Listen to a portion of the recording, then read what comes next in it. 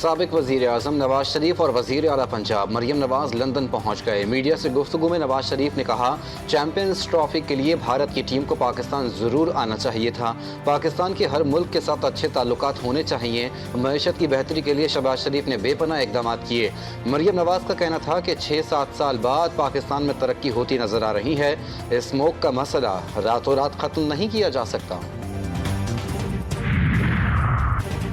بھارتی ہٹ دھرمی، پاکستان کا واضح موقف، آئی سی سی بھی پریشان۔ انٹرنیشنل کرکٹ کونسل کے پاس آپشنز محدود، ایونٹ کو منتقل کرنا بھی ایک چیلنج ہوگا۔ آئی سی سی کو ٹھوس وجوہات پیش کرنا ہوں گی۔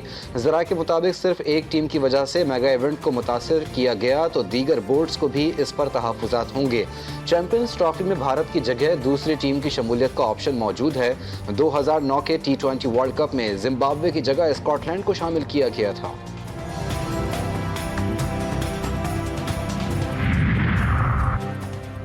پاکستان کرکٹ بورڈ کے انٹرنیشنل کرکٹ کونسل سے پوچھے گئے سوالات سامنے آ گئے۔ باخبر ذرائع کے مطابق خط میں فی الحال صرف چند اہم سوالات کے جواب مانگے ہیں۔ بورڈ ان تمام سوالات کے جواب لینے کے بعد قانونی مشورہ کرے گا۔ اپنی حکومت سے گائیڈنس کے بعد آئندہ کا لاہ عمل ترتیب دیا جا سکے گا۔ ذرائع کا کہنا ہے کہ اگر بھارت ٹیم نہیں بھیجتا اور آئی سی سی بھارتی انکار کو تسلیم کر لیتا ہے تو پاکستان کسی بھی صورت چیمپئنز ٹرافی کے دوران بھارتی کرکٹ ٹیم کے ساتھ کوئی بھی میچ کسی بھی صورت نہیں کھیلے گی۔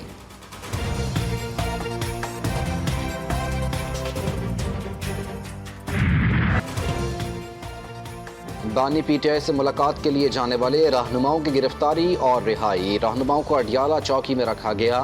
تمام رہنما شیڈیول کے مطابق سابق وزیر اعظم سے ملنے اڈیالہ جیل پہنچے، لیکن انہیں ملاقات کی اجازت نہیں ملی۔ پولیس نے معاملے کو دفعہ 144 کی خلاف ورزی قرار دیا۔ پی ٹی آئی رہنماؤں نے وزیر اعلیٰ اور آئی جی پنجاب کو گرفتاری کا ذمہ دار قرار دے دیا۔ کیا تھریٹ کیا گیا آپ لوگوں کو؟ منع کیا گیا آپ لوگ یہاں؟ کوئی انہوں نے نہیں، وہاں حوالات بھی بند کر دیا اور انہوں نے ایک انلیگل اور امارل کام کیا ہے۔ ہم پورے پریس کانفرنس کر رہے ہیں ابھی۔ 26ویں آئینی ترمیم کے بعد پہلا آئینی بینچ تشکیل۔ جسٹس امین الدین آئینی بینچ کے سربراہ ہوں گے۔ جسٹس جمال مندوخیل، جسٹس محمد علی، جسٹس حسن اظہر رضوی، جسٹس مسرت ہلالی، جسٹس نعیم اختر افغان بینچ میں شامل۔ 6 رکنی آئینی بینچ 14 نومبر کو کیسز کی سماعت کرے گا۔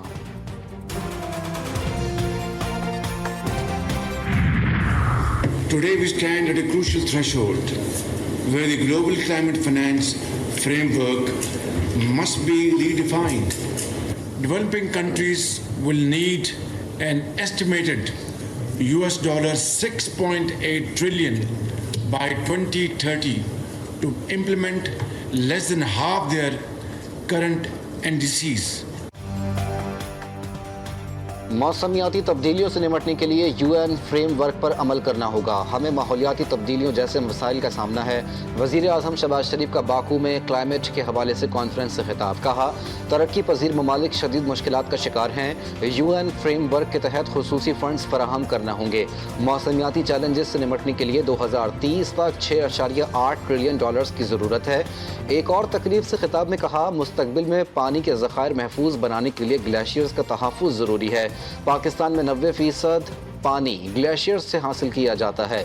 تیزی سے پگھلتے گلیشیئرز کے لیے سنجیدہ اقدامات کے متقاضی ہیں۔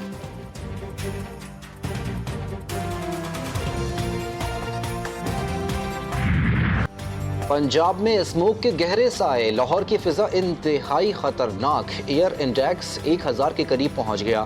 آلودہ ترین شہروں کی فہرست میں پہلا نمبر، نظام زندگی درہم برہم۔ دیگر شہروں میں بھی اسموک نے مناظر دھندلا دیے، حد نگاہ صفر۔ کئی مقامات پر موٹر وے دھند کے باعث بند، فضائی آپریشن بھی متاثر، کئی پروازیں منسوخ، ٹرین سروس بھی تاخیر کا شکار۔ بدترین اسموک سے تعلیمی سرگرمیاں بھی متاثر۔ پنجاب کے بیشتر اضلاع میں تدریسی عمل 17 نومبر تک معطل۔ اسکولز اور کالجز کے طلبہ 12ویں جماعت تک آن لائن کلاسز لیں گے۔ نجی ٹیوشن سینٹرز بھی بند رکھنے کا حکم۔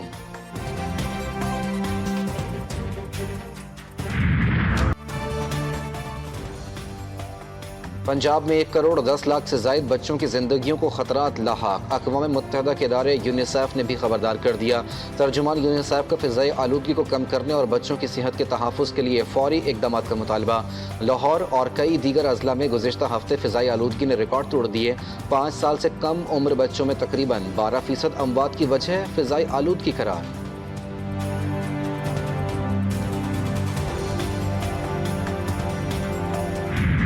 31/12/2019 को ये पुलिस में भर्ती हुआ था।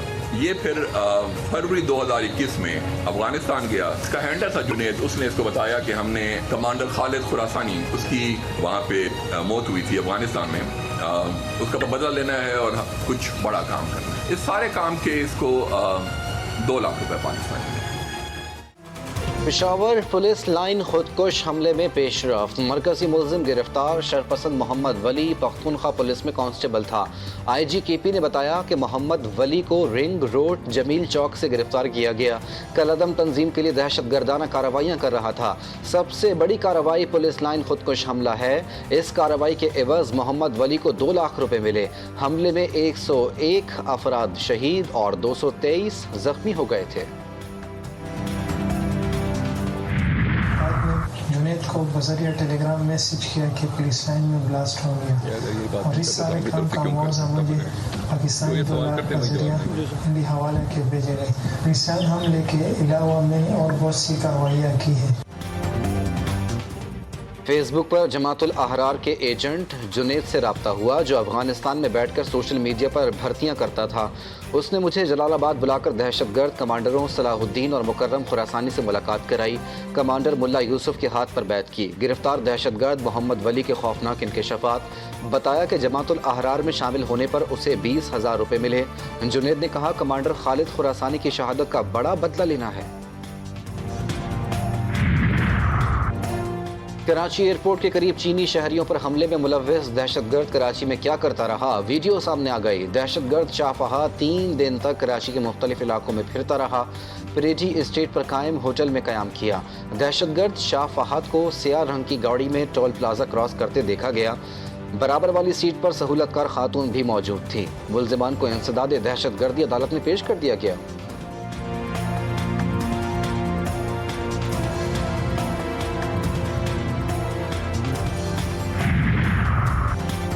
गिलगित बल्तिस्तान में अफसोसनाक हादसा। बारातियों से भरी बस दरिया सिंध में जा गिरी। हादसे में 18 अफराद जाँ बहक, दुल्हन समेत मुतादिद अफराद जख्मी हो गए।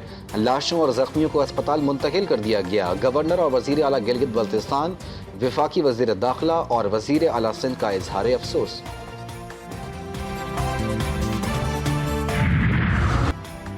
कराची में एक और कमसिन बच्ची गलत इंजेक्शन की भेंट चढ़ गई। अख्तर कॉलोनी के निजी क्लिनिक में मुबैना गलत इंजेक्शन लगने से 3 साला शिजा गुल दम तोड़ गई। इंजेक्शन लगने के बाद बच्ची का खून जम गया और जिस्म में सूजन आ गई। पुलिस ने लवाहिकीन की दरख्वास्त पर कार्रवाई शुरू कर दी। कराची के इलाके गुलशन मेमार में पुलिस और मुसल्लह मुल्ज़िमान के दरमियान मुबैना मुकाबला। फायरिंग के तबादले में 1 जख्मी समेत 2 मुल्ज़िमान गिरफ्तार। मुल्ज़िमान से गैर कानूनी असलहा, मोबाइल फ़ोन और नकदी बरामद। कोरंगी ज़िया कॉलोनी के करीब मुबैना पुलिस मुकाबले में डाकू जख्मी हालत में गिरफ्तार। फायरिंग से 1 राहगीर भी जख्मी हो गया।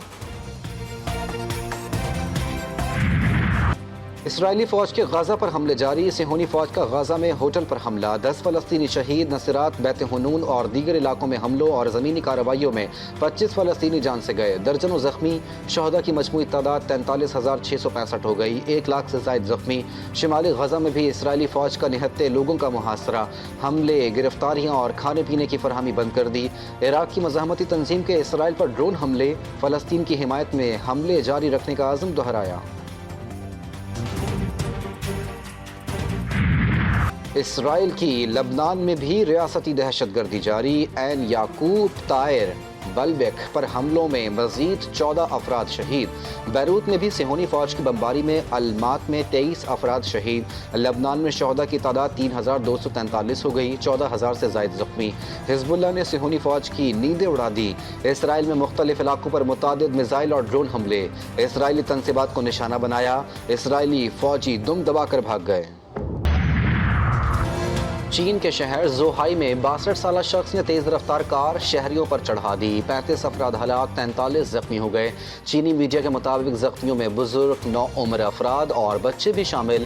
پولیس کے مطابق ڈرائیور کو فرار ہونے کی کوشش کرتے ہوئے گرفتار کر لیا گیا۔ واقعے کے حوالے سے مزید تحقیقات جاری۔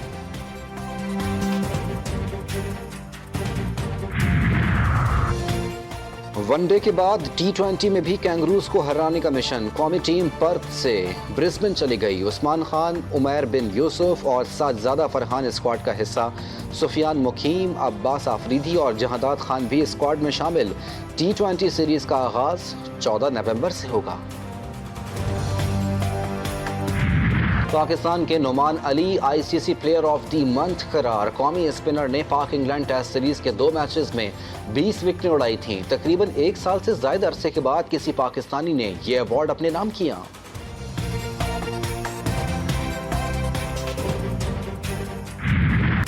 لال لال رس بھرے موتیوں جیسے دانے، سردیوں کی سوغات کندہاری انار کوئٹہ کی شاہراہوں پر ریہڑیوں اور دکانوں کی زینت بھی بن گیا۔